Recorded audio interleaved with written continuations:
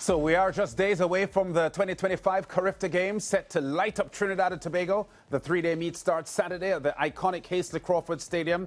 And to give us a feel of the vibe on the ground, we're heading straight to the SportsMax dynamic duo, Ricardo Chambers and Donald Oliver, live from the Twin Island Republic.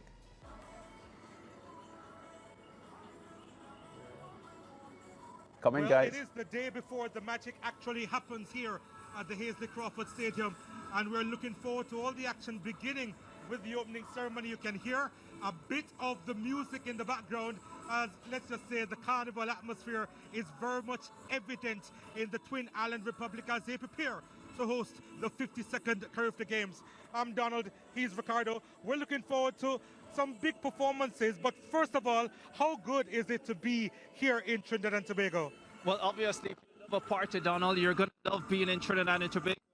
A little bit of the music in the background. It's more than a little bit at this stage, and you can already see the athletes, some of the officials who are in the venue. Just about everyone is having a little thing, except Donald, of course, because he is not the best dancer in the world. So of course Donald at this stage not doing too much dancing. But yeah, you spoke about the opening ceremony, which will be tomorrow. There is something significant about that opening ceremony, is that it will not just be the track and field athletes, but remember that the swimming CARIFTA Games is taking place in Trinidad and Tobago as well, and so it will be a joint opening ceremony, and I think that's going to be fantastic to see the track and field athletes and the swimmers parade here at the Hasely Crawford Stadium. Do you have any idea of the types of headlines expected over the next few days?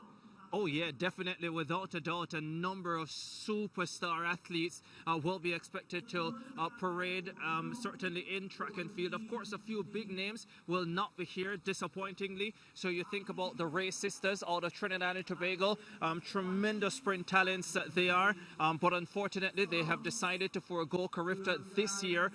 It would have made for a magnificent 100-200 duel with the Jamaicans, Shania Douglas and Sabrina Docker, who of course is the fastest this season at 11.08 seconds. So there is all of that. That will not happen. Gary Card, the Jamaican who has gone 10.06 this season, is not here, but there are some super talents here. Egan Neely out of the Bahamas. Well, his president says he could be the next Usain Bolt. He's gone 21 flat, 47.4 for 400 meters, under 17. Yeah, he's definitely going to be one to watch, and both those records will be under threat. Odin Skeen's 200 record of 20.84 and Nicole Bramswell 400 record, which by the way was only set last year in Grenada, will be under threat. So a lot of fabulous young athletes will be parading over the next few days, Donald. So we're on a brand new track here at the Hasely Crawford Stadium. Did you test it out? I did test it out, and it felt so good. It's show me what you did. Show me what you did. No, we're not going to get into the details, right? But you're the track expert. How did it feel to you? Oh, it felt fantastic, by the way. Nice and bouncy. Feels like a new surface. Feels like we're going to get a lot of fast times, especially if the wind conditions are good for the athletes in the sprints. And even before the relaying of this surface, this venue is notorious for really fast sprint times. And you think about the Trinidad and Tobago trials down the years, and some great performances put down by Michelle Lee and Keston Bledman and Jareem Richards, and I'm missing a few names probably, but yeah, they'll forgive me. Yeah, but we're expecting some great times over the next few days, and it does really feel good. Well, speaking of hosts, we're going to be speaking to the manager of the Trinidad and Tobago team, QK Melville. She comes into our and I'm sure you are ecstatic to be hosting all these countries. About your team, how ready are they? Yes, thank you for having me. Yes, we are indeed ecstatic to be hosting the region over the next few days. For my team, we are ready. We are here to perform over the next few days. We have an exceptionally young team. We have some newcomers, we have some that are now returning again, like Janae Diggins and we expect that we will put on a great show this weekend. It is a massive contingent, your biggest ever. Is there a lot of expectation from the group based on the fact that you're on home soil, the family will be out in supporting, and of course us being here at the Hasely Crawford Stadium? Most definitely, you know, being at home, being in front of a home crowd, having the home crowd advantage, it puts a lot of pressure on us. But my athletes, they are well prepared. We keep instilling in them that they need to keep that positive mindset. You know, it's all about the mind. You're already prepared. You're ready. You go out there and lay it all on the track. It's been a minute since these athletes would have performed in front of their home crowd, but you would have experienced that as it was. Talk to me about what you'd be telling them how to perform in front of their home crowd. Well, we have been encouraging them to just continue to stay positive, take the home crowd advantage. You know, you go out there, you see people out there, they will be supporting you, and use that to your advantage. That sometimes gives you that boost, that extra energy to when you're on the track. So I have been here before. I've performed in front of my home crowd, so I understand the feeling, the euphoric feeling that you feel when you're in front of the crowd and you hear that crowd cheering for you. So we are just encouraging them, you know, just stay focused, forget the noise, forget the competitors, focus on you, focus on getting to the end of the track, focus on throwing as far as you can, and everything will be all right. Oh, don't focus on the competitors. I was going to ask you, who are your arch rivals in the CARIFTA games? We're not focusing on, we're not focusing on the competitors. We are here to focus on us and what we're going to do out there. Kyuki, thank you very much for your time. And thank you for having me. All right, that's Kyuki Melville. She's a manager of the Trinidad Tobago team representing the Twin Island Republic at these 52nd CARIFTA games. Ricardo, who do you have? Yeah, well, I have with me Ethan Sam. Well, he had a fantastic CARIFTA games for Grenada 2 years ago. That was 2022 in the Bahamas. He was at the under-17 level, won double silver, or made that double sprint medals at 100 and 200, 100 silver, 200 bronze, and also won a medal as part of Grenada's under-17 4x100 team. He's now up to the under-20 category for the second year. And Ethan, let's start by asking you, how are you feeling coming into the CARIFTA Games 2025? So far, I'm feeling good and very confident in myself going forward into the games. Yeah, that sounds good. Last year you were first year under 20 and it was pretty tough at home in Grenada. How have the preparations been different this time around? I mean, so far I've been dedicating myself more into training because, well, last year I was injured and I was also sick during CARIFTA last year. So, like, coming back and bouncing back from that is really good, yeah. And how important is it for you that you have, you know, a very good CARIFTA games this time around? Because as I pointed out a couple of years ago, you were so good in the Bahamas. Yeah, well, I mean, I'm really confident in myself because I came back really well and so far I'm having a very good season, so there's a lot in store. Yeah, for sure. I don't know if you've had a look at the under-20 boys 100 meters list. I certainly had a look at it, and the first thing that jumped out to me, this is a very, very open 100 meters. No Gary Card of Jamaica, who has run 10:06. Everybody else in the field around that 10:4, 10:5 region. How much of a shot do you give yourself in that one? I mean, hopefully I give myself like around 10:3, which is a PB, because so far I've been running 10:4, and I've been running very relaxed so far, so I should have a 10:3 inside. Yeah. All right, we're looking forward to it, Ethan. All the best over the next few days, and we hope that you will make Grenada very proud. Of course, hopefully. All right, Ethan Sam there, a double sprint medalist 2 years ago in the Bahamas at the under-17 level. Donald Oliver, he's a double sprint, well, what are you again? He's a commentator. Thank you. The premier track and field commentator in the region. Thank you very much for the setup. But yeah, I'm looking forward to these few days. I usually look forward to my trips to Trinidad and Tobago, and I don't think this one will be any different. Isn't this your second time here? It is my second time. I came here for CPL. It's just that you say that like you've been to Trinidad and Tobago 100 times. Right. But you know, it feels like home. It's really good being here. But yeah, I'm looking forward to the next few days. The opening ceremony is tomorrow. Yeah. That's going to be live on a number of platforms, including on the SportsMax app and on SportsMax YouTube. So please check that out. And we're going to be on Rush Sports as well. So you got to tune into everything that we have to offer. Yeah, so you're pretty much covered wherever you are in the world. So if you're in the Caribbean, you can watch it on Rush Sports, which you can find on the SportsMax app. If you are outside, there is SportsMax YouTube. There is also Seen in the Seen on the app. On the app? Yes, seen app. You got to have an app for everything have to have these an app days, for everything. don't you? By the way, anyhow, where are you going to be later? Are you going to any parties? No, but I'm supposed to be watching a movie here in Trinidad. They have IMAX cinemas You're going here. to watch a movie by yourself? As always. As always. Yeah, that's what I do. I watch movies by myself. That's sad. Who do I have here in Trinidad to go watch the movies with? That's so sad. I think we should end this link. Leighton, Lance, please take it away, because I don't know what I'm going to do with this guy. It's fine. Yeah. Yeah, pretty enjoyable link there with the SportsMax dynamic duo Donald Oliver and Ricardo Chambers. I'm trying to figure out Donald Oliver and that fairly loud-looking Chicago Bulls top there. I didn't know that people still supported the Chicago Bulls. They just barely made the plane in the past week, didn't they? Yeah, and didn't they lose to Miami? I'm not even sure. Yeah, but they got crushed, I think. He looks very bold with this Chicago Bulls outfit, and I'm just wondering if he's living in the past. Perhaps. A lot of Bulls fans are, actually. The reality is that I think... No, look, one of the things that I like is that I believe, and this is not just because I work with them, but I think the best commentary team is going to be at the CARIFTA games. They bring that energy like nobody else can, and I'm looking forward to that because, as I mentioned to you at the outset, I think it's going to be really competitive this year, and I'm looking forward to seeing what the rest of the Caribbean has to bring. Yeah, we're supposed to be linking with Grenada in a short while.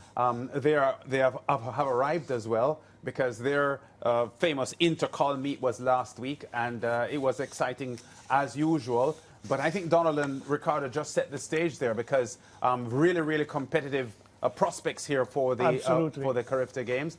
I know that the Bahamian Athletics president, Jamaica Archer, made some pretty bold statements a couple of weeks ago about how good they're going to be, including suggesting that they will win the boys 4x4 and beat Jamaica, who haven't lost the 4x4 for boys under 20 since 2017, when Trinidad and Tobago beat them. It is rare, but it has happened that the Jamaicans lose the 4x4. So if the Bahamians get the win, it would break a pretty long dominance of the Jamaicans in that 4x4. Absolutely, and it's about time. One of the things that and people are astonished when I say this, because of Jamaica's dominance in the CARIFTA games, a lot of Jamaicans have come to take the CARIFTA games for granted. You've heard this argument, maybe we shouldn't be at CARIFTA because all of a sudden we're too big for CARIFTA.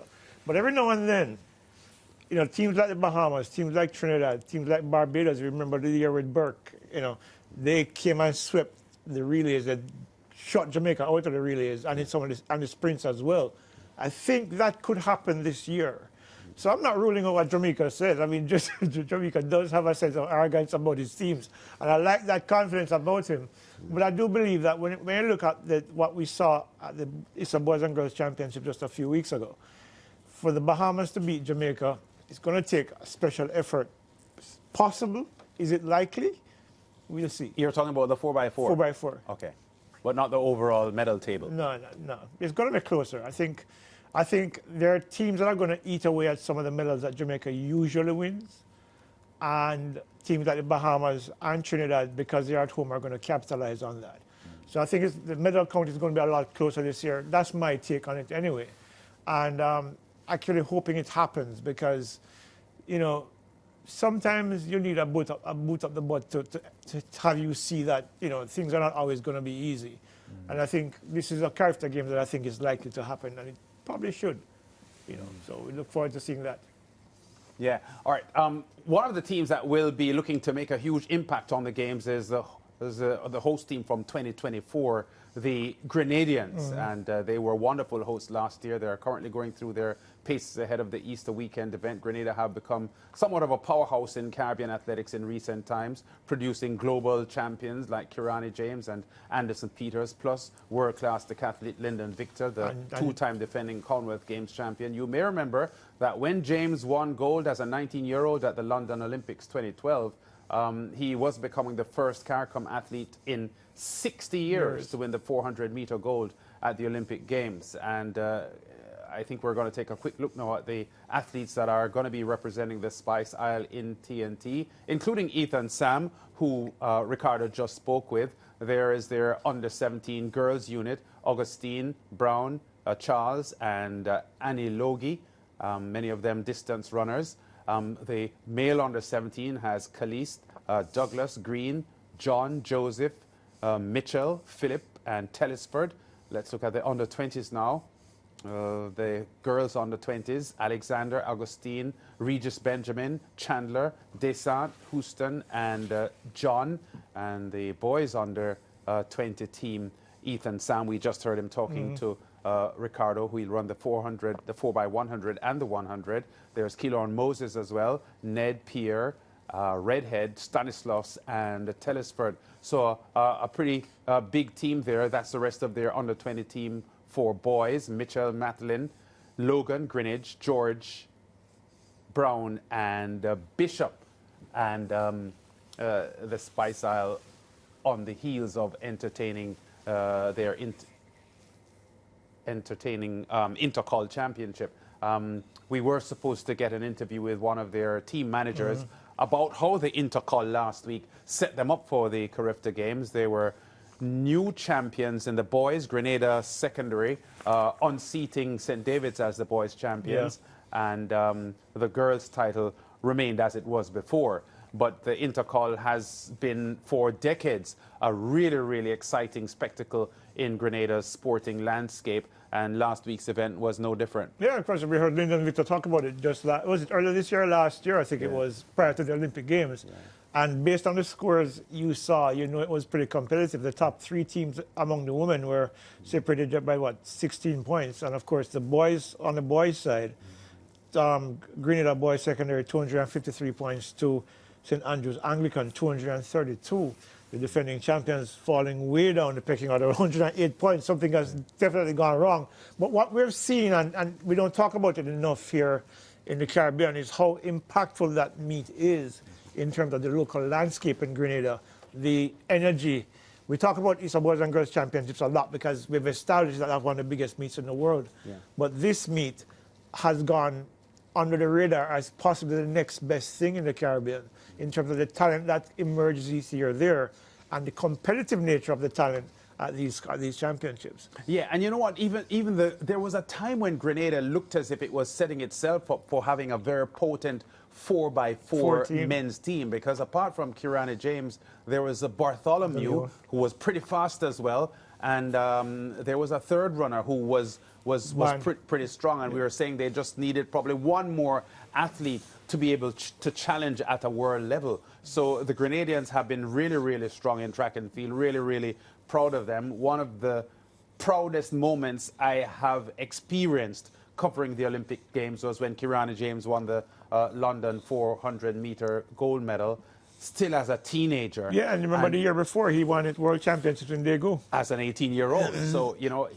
I think sometimes we have to, as a people, embrace the magnitude of performances like those, because teenagers don't win 400-meter gold titles very, very, very easily. And Kirani James was able to achieve it. And even now, a decade and a half later, he still remains one of the best in the world. So significant. When you consider that he ran 43.8 at the Olympics and came 5th, I mean, he's still one of the fastest men in the world. And, you know, this is, what, the young Kirani James? No, this is the Intercol from last week. From last week. Okay, cool. Yeah, last week Intercol in Grenada. Pretty close finish there. This, of course, is at the Kirani James Stadium. So I guess our producers, is that Ethan Sam? Yeah, who we just saw talking to Ricardo Chambers. Very, very close finish. And look at the camaraderie there. The different schools competing for glory, and the loser and the winner embracing. So the Intercol,